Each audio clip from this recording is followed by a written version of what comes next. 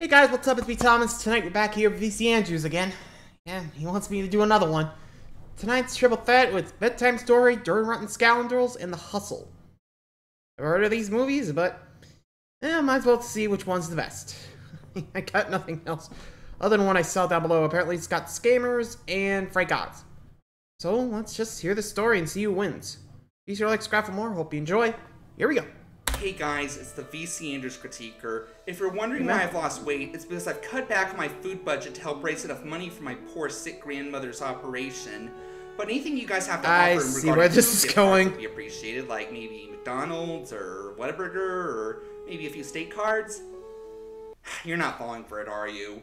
Okay, no. The real reason I've lost weight is because I've simply been making healthier eating choices. But scams are so prevalent today, guys, some painfully obvious. This is Mitch McConnell. I'm calling with the US government regarding a grant application that you have been approved for. Oh, you're telling a big one, honey.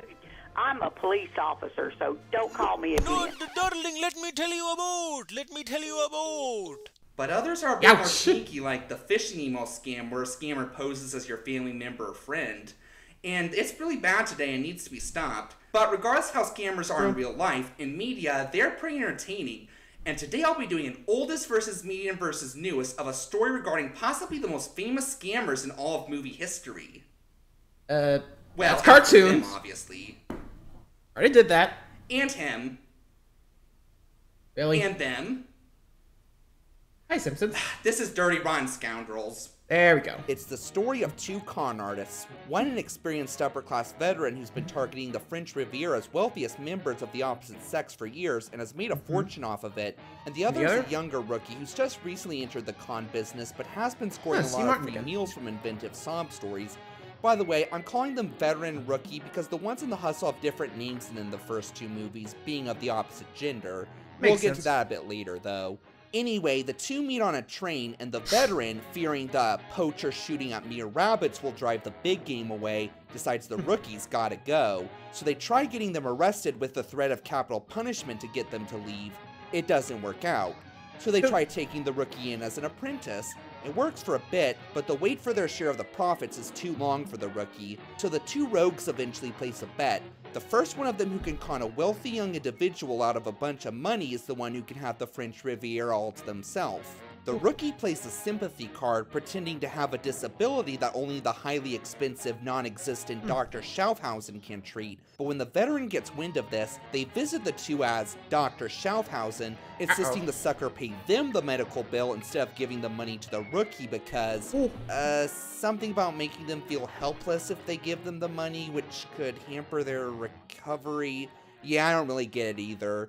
And as you can imagine, proceed to torture the rookie with their treatment. Will the veteran beat the rookie? Will the rookie beat the veteran? Or will they both be beat? Dun dun dun. But despite having largely the same story, all three versions have different titles.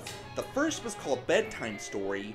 I said Bedtime Story, not Stories. Not Stories. Released in 1964 and starred David Niven as the veteran and Marlon Brando as the rookie. The second, and by far the most acclaimed version, was released in 1988 from director Frank Oz, called Rotten Scoundrels, and starred Michael Caine as the veteran and Steve Martin as the rookie. The most recent version was released in 2019 entitled The Hustle, which was notable for actually switching the genders of most of the characters, and thus Anne Hathaway played the veteran and Rebel Wilson played the rookie. And like said before, Rotten Scoundrels, or the media in this case, is by far the best known and most acclaimed version of the story. And before you ask, yes, it is going to be the winner. Bedtime Story and The Hustle got somewhat less awesome reviews and pretty much came and went in the public's eyes. But that's a shame because all three of these movies are pretty entertaining. Yes, Rotten Scoundrels is the best version and the winner, but as you know, I am not biased and was able to find one round for the oldest and newest to win as well. So despite the outcome being revealed at the very start, let's get right into it. This is oldest versus median versus newest. Bedtime Story versus Rotten Scoundrels versus The Hustle. Actually, why did they name it three different things? You know, like Bedtime Story. Odd. Like, why that title? I mean, I get it's supposed to be like... Actually, I never really understood that. Like, I mean, it's get this scam. Like, Why is it called Bedtime Story? Is it like... I don't know. But yeah, the Rotten Scoundrels definitely fits the bill. And the hustle, too.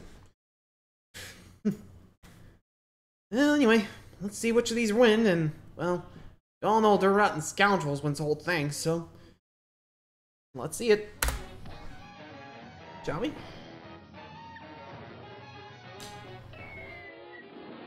I think we can all agree that scamming does get harder and harder as time goes on, but unfortunately, while society gets wiser, so do scammers who come up with more crafty and sneaky tricks, and with their elegance and grace, it's really hard to spot out these veteran cons. But will it be just as hard to spot out which veteran con our story is the best? Well, let's see.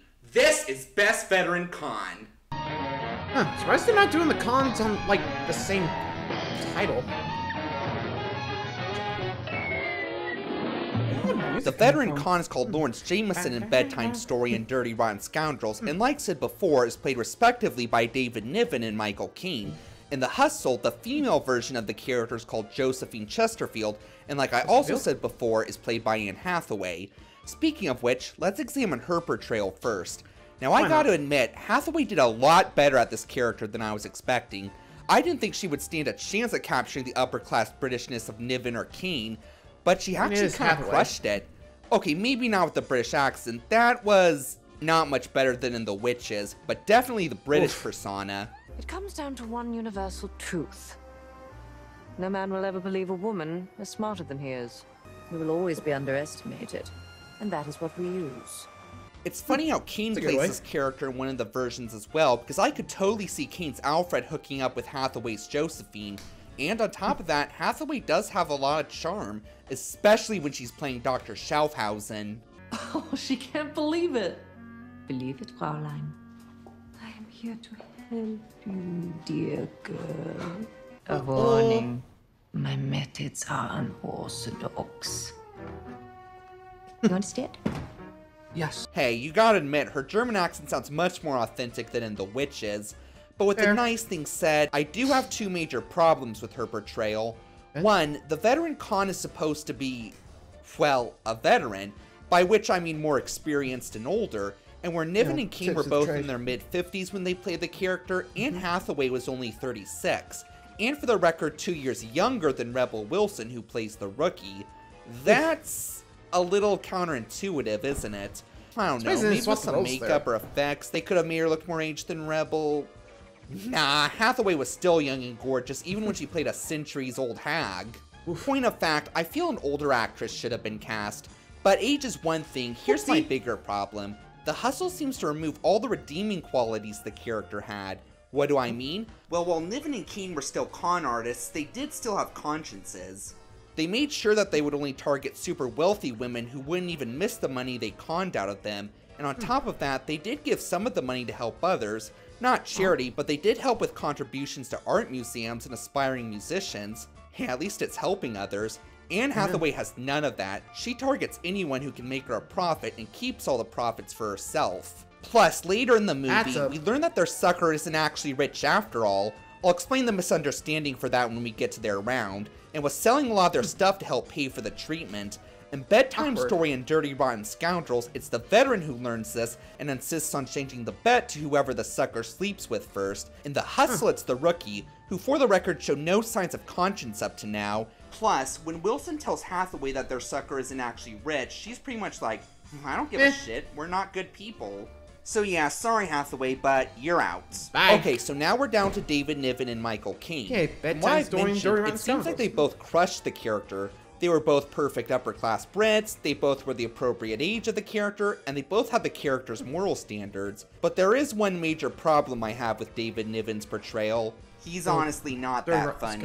I've seen Niven be entertaining in other movies like Around the World in 80 Days, and he's got a couple of decent lines here and there. Alright, you can't talk on my level, I'll come down to yours. The only emotion you stir in that girl is pity. You are confusing that with sex. But for the most part, he was such a crashing bore. Most of his dialogue is dull, and his performance is pretty subdued. Hell, unlike Caine or Hathaway, he doesn't even bother doing the German accent when playing the German Dr. Schaufhausen. How about that? No, sir, nothing. You feeling there? I know less is more, but this is ridiculous. Michael Caine is a very fun and charismatic actor, and this role is no exception. Hell, this may be one of his most fun performances ever, and like Hathaway, especially when he's playing Dr. Schaufhausen.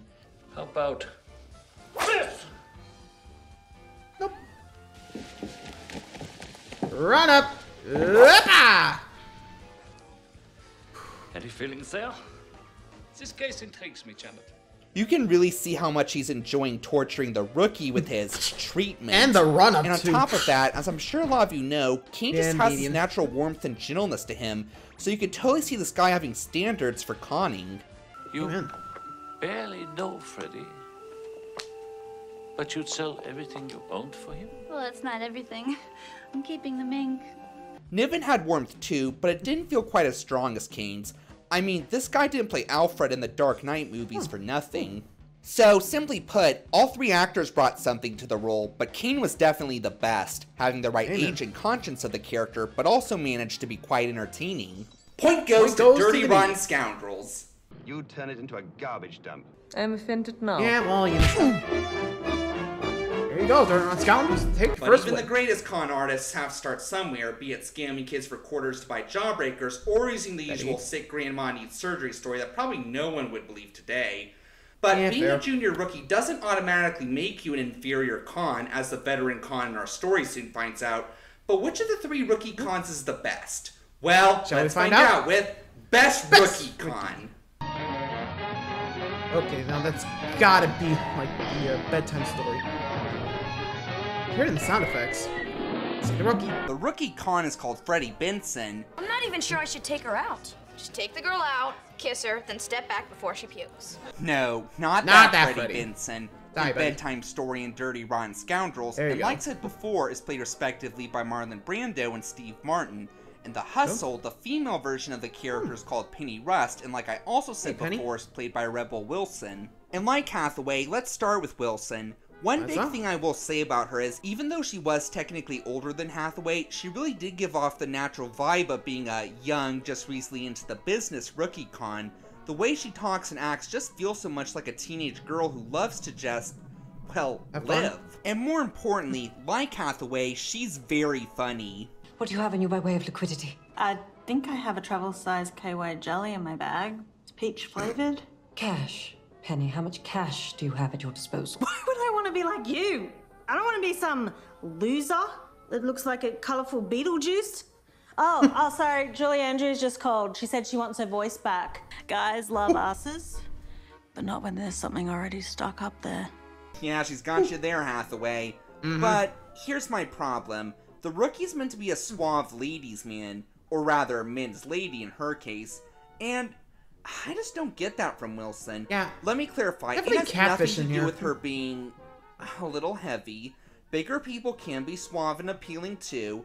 And for the record, she has lost a lot of weight since this movie. Look at But I that. just didn't feel the natural suaveness I feel the character needed. I mean, I guess she Sorry, charms her Rebel. victims with her adoric ability, kind of like Broderick's Harold Hill, but I ultimately think the suave and charming component works better. Also, why the hell did they drop the components of the character pretending to be a soldier? That's a large part of why so many people fell for their tricks. Soldiers are among the most respected people in America, and it might have compensated for her lack of suaveness. Plus, it's also... Actually, there is, like, the whole risk of, like, there is, like, a thing called as, like, stolen valor. Like, I'm not too sure if it's, like, federal, but it's a major crime, like, when you pose as, like, you know, an army veteran when you haven't even served in the army. Like, I've heard people, like, getting, like, really, like, their social lives got screwed because of that. So maybe that's why they dropped it, since, you know, it's kind of been a bigger deal in, like, 2019 rather than during Bedtime Story and Dirty Rotten Scoundrels, because we didn't know that was a thing. You know? I mean, I think they just thought it was just part of a movie. I don't know. I'm not too sure when the whole stolen valor became, like, more prominent. But you just gotta ask, right?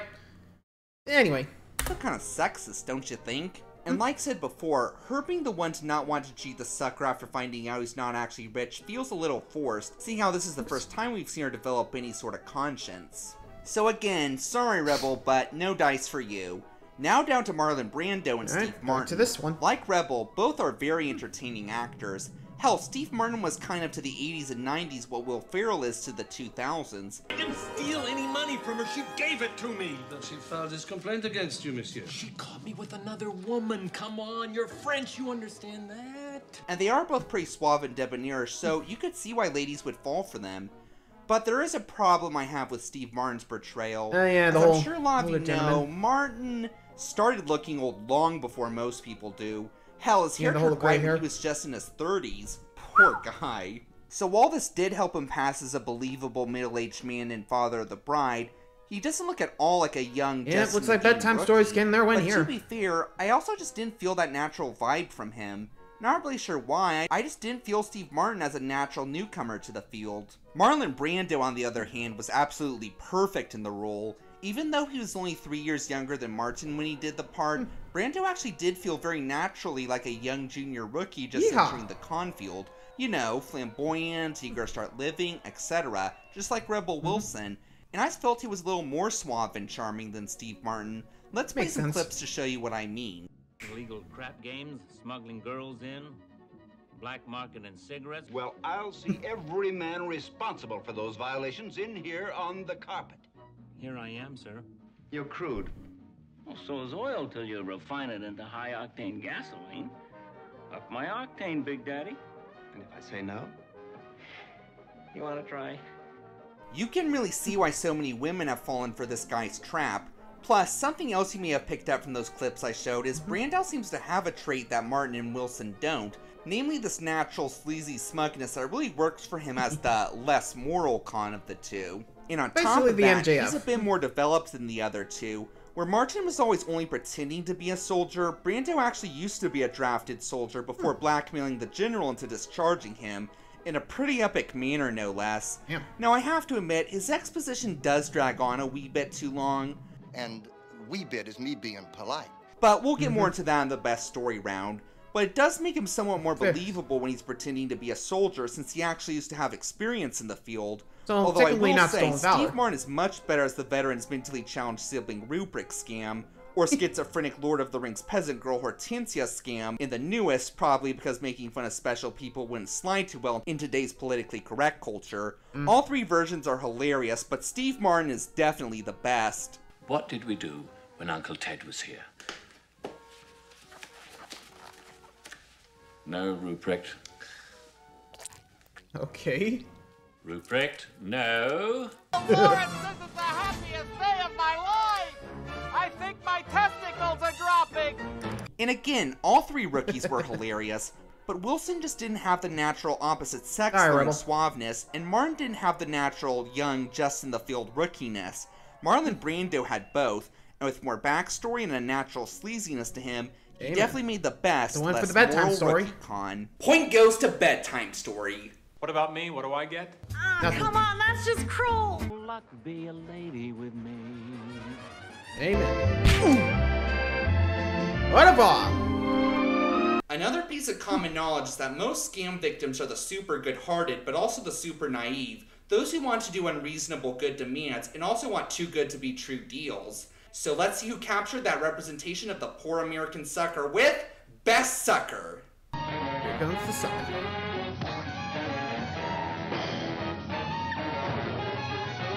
I have to figure out what that's from.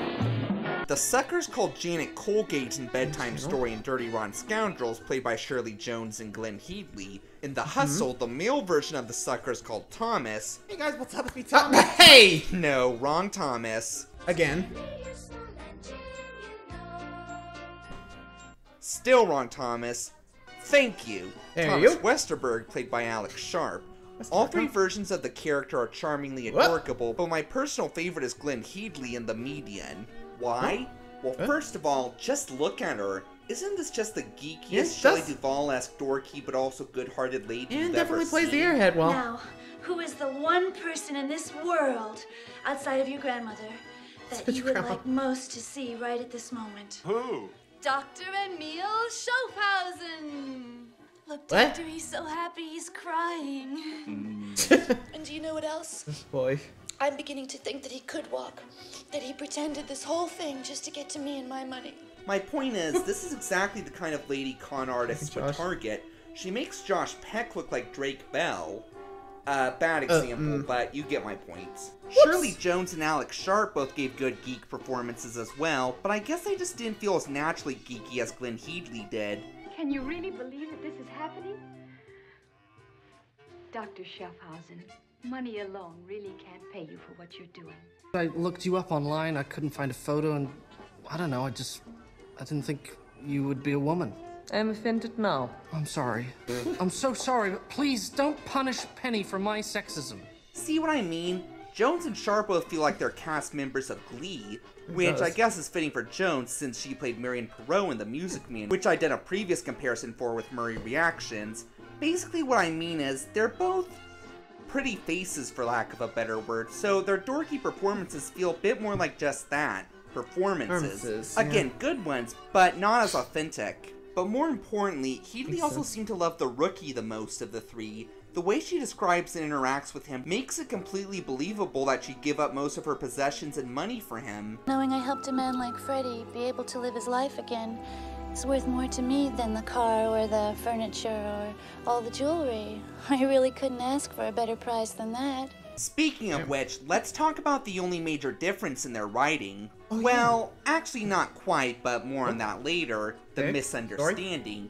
In Bedtime Story and Dirty Rotten Scoundrels, Janet had won a contest from a soap company and thus won a bunch of dough, an all-expense-paid trip to the French Riviera, and a bunch of other fancy shit. So when she arrived, the veteran and rookie mistook her for the super wealthy American soap queen. In The Hustle, Thomas was assumed to be rich because he created a popular app called U-Burns, which sends trolling text messages to your friends that disappear after 10 seconds. Why would anyone want that? Why would anyone want Christmas either? But it turned out a software company bought him out for $1 million, and now he only has $400,000 left, $100,000 short of the Schaffhausen fee. I can't really say which backstory is better since they're both pretty selfless sacrifices, although I do wonder, why exactly did Thomas blow $600,000 so fast?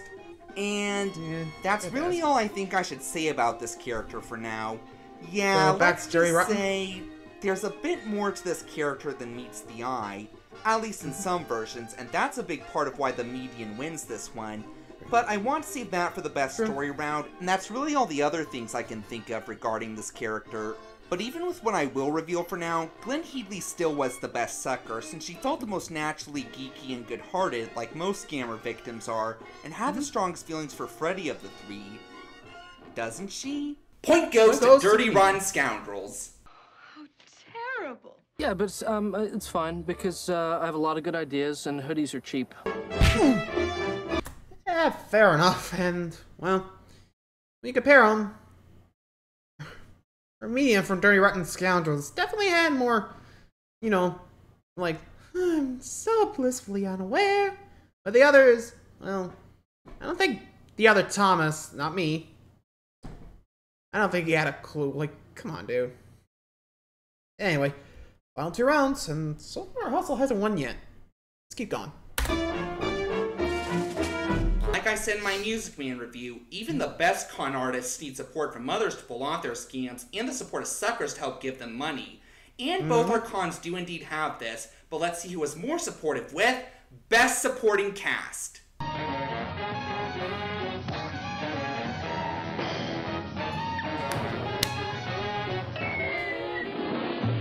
So as you may have guessed, considering how I said at the beginning that the oldest and newest would win at least 1 round each, and there's no way in hell that the best story round won't go to Dirty Rotten Scoundrels, this is in fact the round that the Hustle wins. Let's start with the biggest side character, the veteran's valet/partner in crime, and the fact that they're a police officer really works in the veteran's favor. But anyway, I like the newest one best, played by Ingrid Oliver, simply because she seemed to have the strongest connection with the veteran. And the oldest and median, their relationship always felt solely professional. It was a good professional relationship, sure, but it didn't feel like anything more. In The Hustle, the two actually felt like good friends who liked to get drunk together on Saturday night. Maybe that's because she had a very similar snobby but hilarious bitchiness to Hathaway in this version, hence why they connected the best. You know, the water level at the quarry is higher than normal this time of year. They would not find her body until the spring. Just say the word, or don't, and you maintain your innocence, and I will do it anyway. Then there's the veteran's butler, whose purpose in the first two films is really just to show that the veteran is rich enough to afford a butler. And the hustle, he doesn't have much more personality, but he actually participates in the veteran's scams, and shows that he actually does have a bit of a smug asshole side to him, just like his co-workers. What about the other suckers that the veteran and rookie con in the first half of the film? I guess the hustle again. Why? Well, in Bedtime Story and Dirty Rotten Scoundrels, the veteran and rookie use mostly the same scams throughout. The veteran pretending to be a prince in need of money to rescue his people from slavery, and the rookie needing money for his sick grandma's operation. And the women are all ditzy airheads, so they're funny, I guess. But in the hustle, the veteran and rookie use a wider variety of scams, allowing for more comedic possibilities with the victims.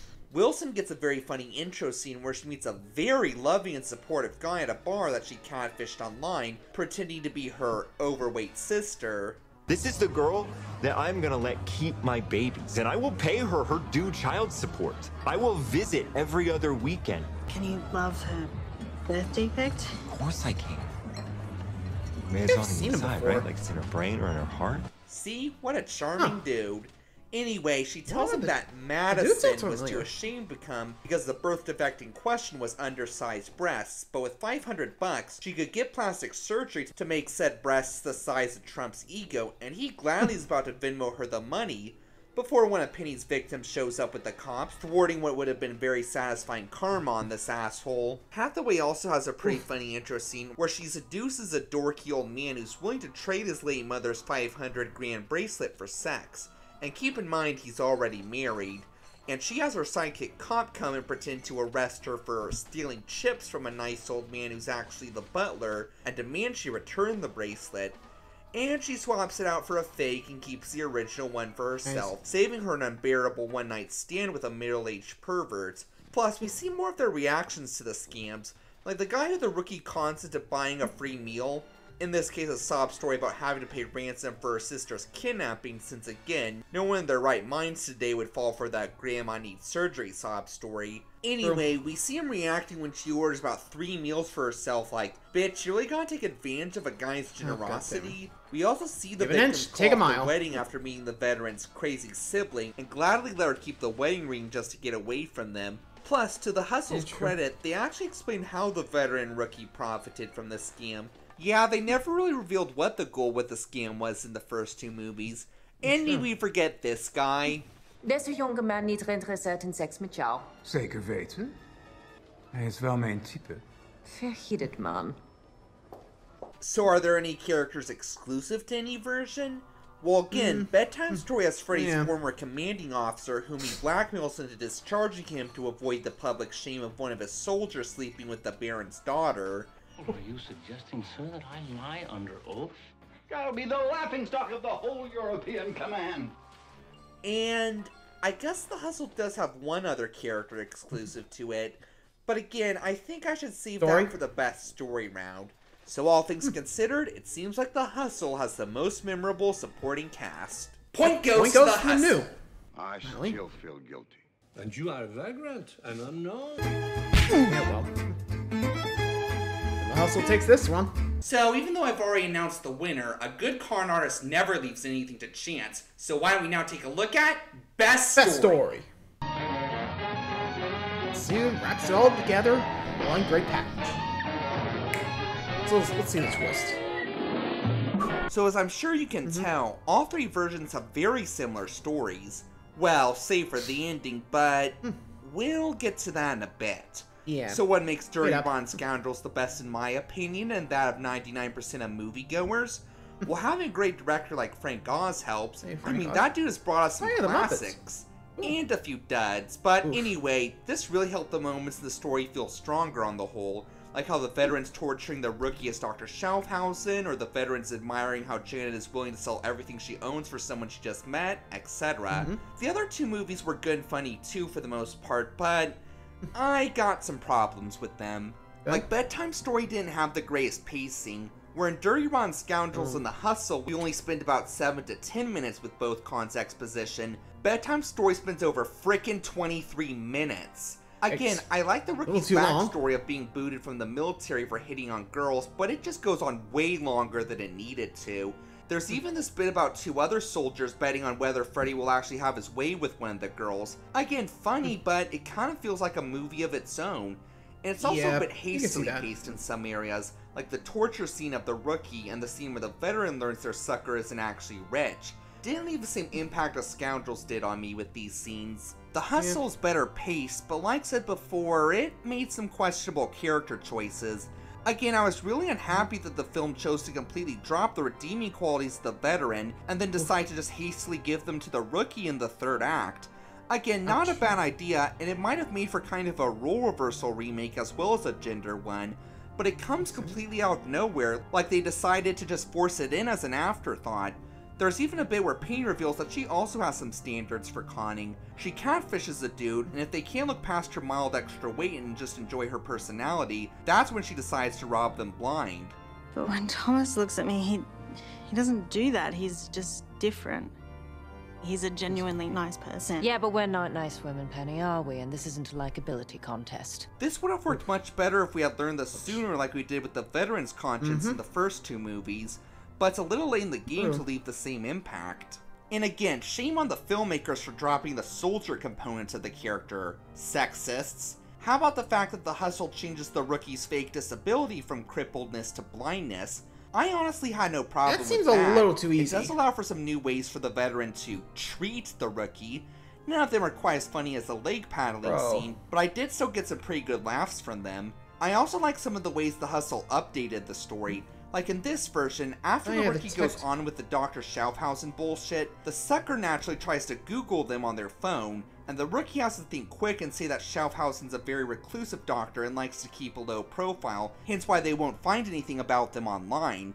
And the veteran is able to get the sucker's attention by posting on Twitter that Dr. Schaffhausen's status is in that very hotel. These are very neat ideas. And if you're wondering why Bedtime Story is called Bedtime Story, it's because the opening jokingly starts out in the style of a children's fairy tale bedtime story. It's even a frickin' pop-up book.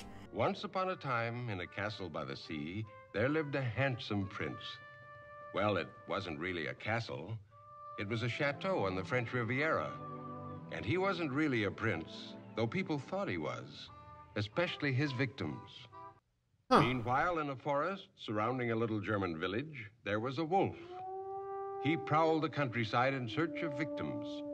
Like the prince, he too preyed only upon women. Yes, it is pretty funny, but the storytelling style is dropped immediately afterwards, really hampering the relevance of the title Bedtime Story. But okay, let's get into the big reason Dirty Rotten Scoundrels is the best, the ending. So in the first two versions, once the bed is changed to whoever the sucker sleeps with first, the veteran decides to just cut it short and sweet talks the sucker into leaving the French Riviera to see if the rookie truly loves them enough to go after them, all while he has the rookie neutralized. It almost works, but she decides she just can't leave the rookie, whom had recently been cured, and the two get into bed together, and thus the veteran loses the bet. But he's a good sport about this, and is prepared to shake the rookie's hand and say, good game. But this is where the stories diverge. In the oldest, the rookie reveals that he's actually fallen in love with Janet and even married her the previous night. So yeah, he's set to go back to America with her, but he's worried he won't be a good husband for her.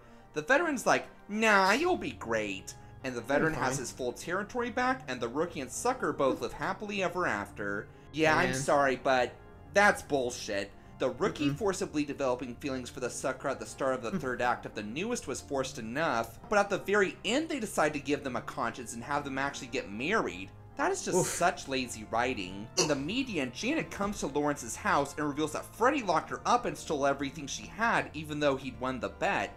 Lawrence is shocked and pays Janet what Freddy stole from her, but Janet gives it back and flies off to America. Just when Freddy comes and reveals she actually locked him up and stole all his stuff.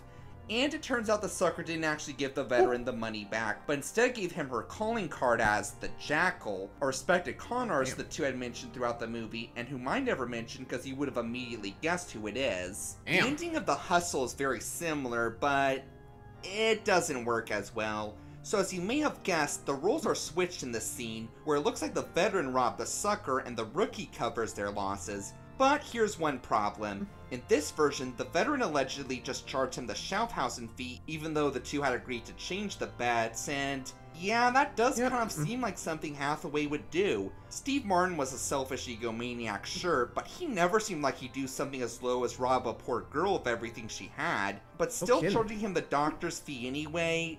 Yeah, that's plausible for Hathaway here. And in this version, the respected con the two had been mentioning, here called Medusa, and there's even a running joke where the rookie thinks the veteran is said con, turns out to actually be his Nana, who he'd also mentioned throughout the movie, and he's actually her apprentice. Oh, Thomas's Nana.